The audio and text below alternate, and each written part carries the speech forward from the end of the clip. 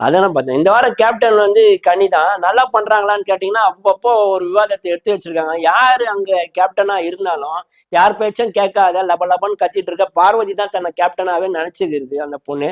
அந்த பொண்ணுக்கு multiple disorder போல இருக்குது. அதுதான் கேப்டன் மாரி ஆடிட்டு இருக்கு. என்னைக்குமே இந்த தலகணம் இருந்தா கேப்டன் ஆக முடியாது. ஆனா தனக்கு உண்டான வேலைய ஓரளவுக்கு நல்லா செய்றாங்க கனி.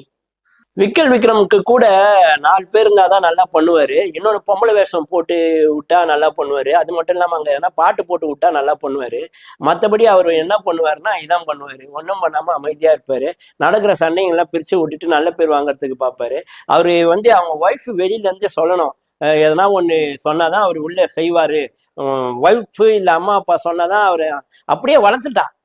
அவளை அப்படியே வளர்த்துட்டு இருந்ததுனால அவரு அப்படி இருக்கிறா போல. வேற ஒண்ணும் இல்ல. வெளியே இருந்து இன்ஸ்ட்ரக்ஷன் வந்தா ரெடி கேமரா ரோல் ஆக்ஷன் அப்படின்னு உடனே டக டகடன்னு ஆடுவாரு. அவ்வளவுதான். இவரை போய் விஜய் சேதுபதி என்ன பெருசா பேசினார் பத்தியா. அதுதான் என்னால ஜீர்ணிக்க முடியல. தன்னோட கோவத்தை கட்டுப்படுத்திக்கிட்டாரு பிரவன்ராஜ். எதை எங்க எப்படி விளையாடணும், அந்த சமயோஜித புக்தி அறிவுத்திறமை கரெக்டா எங்க கோவப்படணும் எங்க அமுக்கணும்ன்றத இப்ப கரெக்டா ஹேண்டில் பண்றதுனால அவரு கரெக்டா எடுத்துட்டு போறாரு. உதாரணத்துக்கு இந்த பாட்டில் ஜூஸ் இந்த விளையாட்டுல பாத்தீங்கன்னா யார்கிட்ட வந்து இது வைக்கணும், பார்ட்னர்ஷிப் வைக்கணும், எவ்வளவு வைக்கணும், அதெல்லாமே தனியாளா செயல்பட்ட மாதிரியும் அந்த பாட்டில்லாம் உடையாம பாதுகாத்து அவர் யாருமே டிஸ்டர்ப் பண்ணாத அளவுக்கு அவர் பார்த்து ஒரு வளையத்துக்குள்ள விளையாடுறாரு. இதே ரேஞ்சில் விளையாடி ஒழுங்கா எந்த ஒரு சர்ச்சையில மாட்டினா இவரு ஃபைனலிஸ்டா வரதுக்கு வாய்ப்பு இருக்கு. கமருதீனும் நான் என்ன சொல்றேன், கமருதீன் வந்து ஒரு 75-90% அவர் ஒரிஜினலா இருக்காரு. தன்னோட காவத்தை தன்னோட இது யாருக்காகவும் சாக்ரிஃபைஸ் பண்ணாம பக்காவா இருக்கிறாரு. பட் அது ஒரு இண்டிவிஜுவாலிட்டிக்கு கரெக்டா இருக்கும். மற்றவங்க பாக்குறப்ப அது ரொம்ப அவதூறு அசிங்கமா இருக்கும் அப்படின்றது அவருக்கு தெரியல. எல்லாருமே டேய் மண்டியா உடச்சிரும்டா படம் 9ஆம் கிளாஸ் பையா அப்படின்றது, தர்பி சைப்ப பொழக போறன்றது, உள்ளே ஒரு 4-5 அசிங்கமான வார்த்தைகள் விட்டுருக்காரு. அதெல்லாம் பீப் சவுண்டு கொடுத்துருக்காங்க. ஸோ இந்த மாதிரி நிறைய விஷயங்களை யாருன்னா அவரை டெம்ப் பண்ணாலே டெம்பர் ஆயிடுறாரு. அதை அடக்க தெரியல. தன்னோட கண்ட்ரோல்ல இல்ல அவர்களோட கோபம் அப்படின்றத அவர் அடிக்கடி பறைசாற்றுறாரு. பட் இந்த கேமுக்கு அது ரொம்ப தேவையான விஷயம்ன்றதுனால கம்ருதீனும் ஓரளவுக்கு மேல போவாரு அப்படின்ற மாதிரி தோணுது. ஆமா, துஷாருக்கு யங்ஸ்டர்ஸ் ஃபாலோ பண்றாங்கன்னா, ஏன்னா யங்ஸ்டர்ஸ் எல்லாம் யாரை ஃபாலோ பண்ணுவாங்க? அரோரா மாதிரி ஒரு பொண்ணை ஃபாலோ பண்ணுவாங்க. அந்த வேலையை இவர் பாக்குறதுனால இவரே எல்லா யங்ஸ்டர்ஸும் ஃபாலோ பண்றாங்க. வேற ஒண்ணும் கிடையாது. ஆனா என்ன ஒண்ணு, அடிக்கடி ரொம்ப யங்ஸ்டர்ஸை சூடு ஏற்றி விட்டுறாரு. அது மட்டும் நல்லா தெரியுது. சுபிக்ஷா பேருக்கு ஏற்ற மாதிரி சுபிக்ஷமா இருக்கும் அப்படின்னு நம்ம பார்த்தோம். நல்லா தான் விளையாடுற ஒரு மீனவ பொண்ணு. அதுக்கப்புறம் பார்த்தீங்கன்னா தன்னோட வாதங்களை கரெக்டாக எடுத்து வைக்குது அப்படின்னு பார்த்தா, ஆனால் இந்த வாட்டி பார்த்தீங்கன்னா அந்த பாட்டில் விஷயத்துல பக்கவா எல்லார்கிட்டையும் ஒரு பார்ட்னர்ஷிப்பை வச்சு முதல் இடத்துல 39 காயினை அது வந்து தட்டி இருக்குன்னா இவ்வளவு பேர் இருக்கிற இடத்துல அப்ப எந்த அளவுக்கு அது பிரெயின் பெரிய அளவுல யூஸ் பண்ணுது அப்படின்றத தெரிஞ்சுக்கலாம். ஆனா அந்த பொண்ணுக்குள்ள ஒரு சாணக்கியத்தனமும் சகுனித்தனமும் இருக்கு. பட் இந்த விளையாட்டுக்கு அது ரொம்ப தேவைன்றதை பாக்குறோம். சபரி வந்து சபரிமலைக்கு 18ஆம் படிக்கு போற மாதிரி ரொம்ப அமைதியா தான் இருக்கிறாரு, மாலை போட்ட மாதிரி. அது ஏன் அப்படி இருக்காரு தெரியல. ஒண்ணு உடம்ப வந்து குறைக்கணும், அதுவும் குறைக்க மாட்டாரு. இல்ல வாய்ஸ் அவுட் பண்ணணும், அதுவும் பண்ண மாட்டாரு. மத்தவன் எவனா கத்துனா கூட நீ பேசுறது தப்பு அப்படி இப்படின்னு கேட்ட போட்டுன்னு இருக்காரு. முதல்ல இவரு வெளியே வந்தாதான் நல்லா விளையாட முடியும். இவர் தன்னைத்தானே என்ன நினைச்சுக்கிறாரு, நான் தான் இந்த என்ன சொல்றது அந்த இது பண்ணிக்கிறாரு, பிரபஞ்ச சக்தியை யூஸ் பண்ணி நான் தான் ஃபைனல்ல நிக்கிறேன், என் கையில தான் கப்பு கொடுக்க போறாங்க அடிக்கடி தியானம் பண்ணிக்கிறதுனால மட்டும் அது நடந்துடாது. வேலை உள்ள நம்ம வந்து செயல்கள்லயும் இறங்கணும்ன்றத அவர் கொஞ்சம் தெரியப்படுத்தணும்.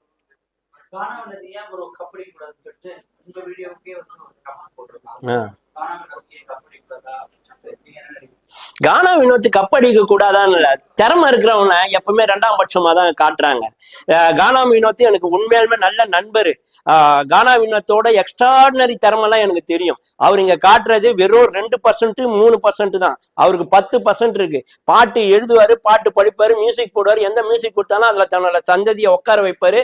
மோள அடிச்சுக்கிட்டே பாட்டு பாடுவாரு. அது மட்டும் இல்லாம மிமிக்ரி பண்ணுவாரு, டான்ஸ் ஆடுவாரு. எல்லாமே அழ வைக்கிற அளவுக்கு எல்லா திறமை, எல்லாம் சிரிக்க வைக்கிற அளவுக்கு எல்லா ஹியூமர், டைமிங் சென்ஸ் எல்லாமே கானா வினோத்துக்கு இருக்கு. ஆனா இந்த உலகம் அந்த மாதிரி ஃபுல்ஃபில் ஆனவங்களை முழுசா ஜெயிக்க விடாது. சோம்பேறிங்களையும் எதனா ஒரு கோபக்காரனையும் தான் முன்னாடி நிறுத்தி அவனை ஜெயிக்க வைக்கும். இவரு செகண்டா இருக்கிற இடத்துக்கு தான் வருவாரு. உதாரணத்துக்கு சாண்டியை பார்த்துருக்கலாம்.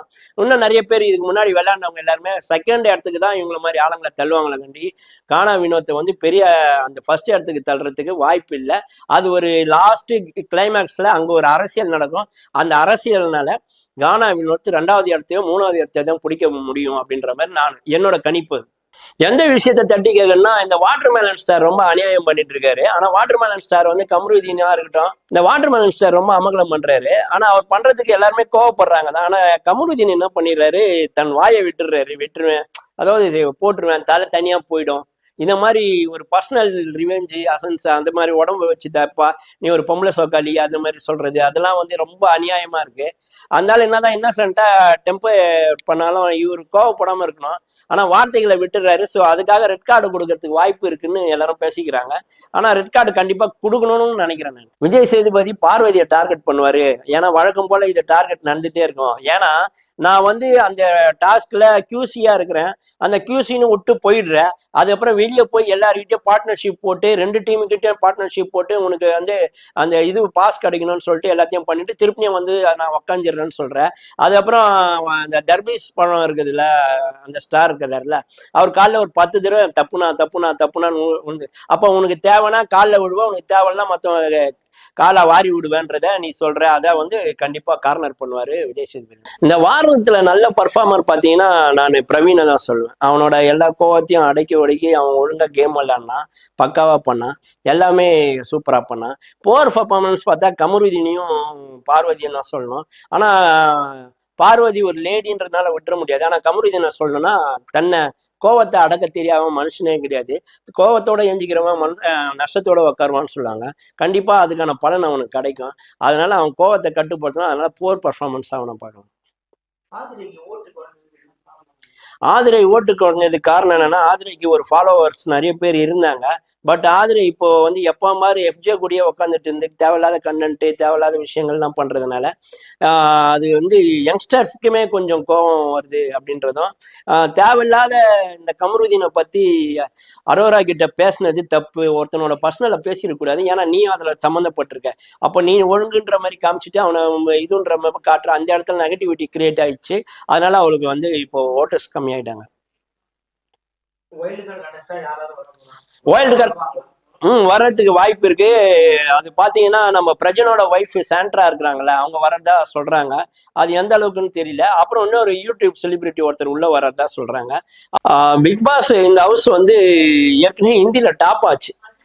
அது மட்டும் இல்லாம போன வாட்டி என்ன ஆச்சுன்னா லேடிஸ் எல்லாம் ஒரு பக்கம் போட்டு ஜென்ஸ் எல்லாம் ஒரு பக்கம் போட்டு அது சொதப்பிக்குச்சு. ஆனா இந்த மாதிரி ஒரு ஹவுஸ் இருந்தாதான் எப்பவுமே எந்த டீமா இருந்தாலும் 2ஆ பிரிச்சாதான் அது ஒழுங்கா இருக்கும். நீங்க கட்சின்னு எடுத்துக்கிட்டா கூட மாவட்ட செயலாளருக்குன்னு ஒரு டீம் இருக்கும், எம்எல்ஏக்குன்னு ஒரு டீம் இருக்கும். அப்பதான் கட்சி ஆரோக்கியமா போட்டி போட்டுன்னு செலவு பண்ணி வாழ சண்டையா அந்த அளவுக்கு போட்டி போட்டிருக்கும். ஸோ நல்லா இருக்க குடும்பத்தை 2ஆ பிரிச்சாதான் நம்ம குளிர்காய முடியும். அது மாதிரிதான் இதை 2ஆ பிரிச்சு விட்டுருக்குது. இதுல பிக் பாஸ் குளிர்காயலான்னு பாக்குது.